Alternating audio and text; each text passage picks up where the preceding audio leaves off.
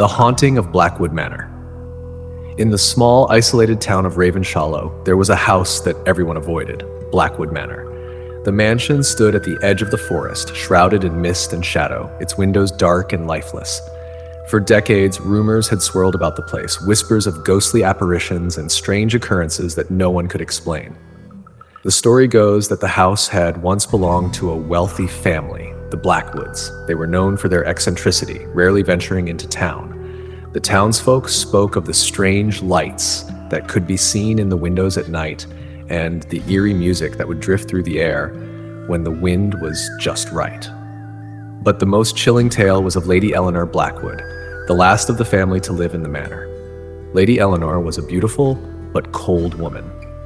She was widowed young and had no children, living alone in the vast, empty mansion. It was said that she was obsessed with the occult, spending hours in her library poring over ancient texts and forbidden rituals. The townspeople believed she was trying to contact her deceased husband, but others whispered that her intentions were far more sinister. One stormy night, Lady Eleanor disappeared. The servants were found dead, their faces twisted in terror, but there was no sign of Lady Eleanor. The mansion was searched, but she was never found. After that night, the house fell silent. No one dared to enter, and over time, the Blackwood name faded into obscurity. But the manor did not remain empty. People who ventured too close spoke of strange sounds coming from inside, of ghostly figures moving through the windows, and of a feeling of dread that would wash over them as they neared the house. Those brave or foolish enough to enter the mansion never returned. One day, a young couple named Jack and Emily, unaware of the house's dark history, moved into Ravenshollow. They were enchanted by the mansion's grand appearance and bought it at a shockingly low price. The townspeople warned them to stay away, but Jack and Emily dismissed the stories as superstitious nonsense. On their first night in the house, they heard soft, melancholic music playing somewhere deep within the mansion.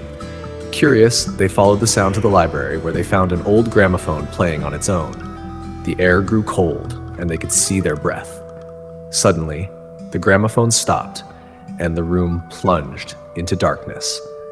They felt a presence in the room with them, something malevolent and ancient. The doors slammed shut, trapping them inside. Emily screamed as ghostly hands reached out from the shadows, grasping at her. Jack tried to protect her, but it was as if the darkness itself was alive, pulling them apart. The next morning, the townspeople noticed that the house was quiet again. They waited for Jack and Emily to appear, but days passed and there was no sign of them. Finally, a search party was organized. They found the manor's front door ajar and cautiously stepped inside. The mansion was empty, the furniture covered in dust, as if it had been abandoned for years. In the library, they found Jack and Emily's belongings, but there was no trace of the couple.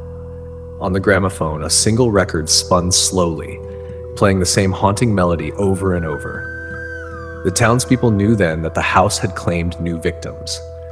Blackwood Manor was sealed off, its windows and doors boarded up, and the town of Ravenshollow tried to forget the horrors that lurked within. But late at night, when the wind howls through the trees, some say you can still hear the faint strains of music drifting from the manor, and if you listen closely, the anguished cries of those trapped within.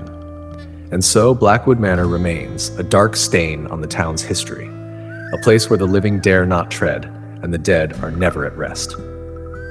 This story captures the eerie atmosphere of a haunted house and the chilling fate of those who dare to challenge its curse.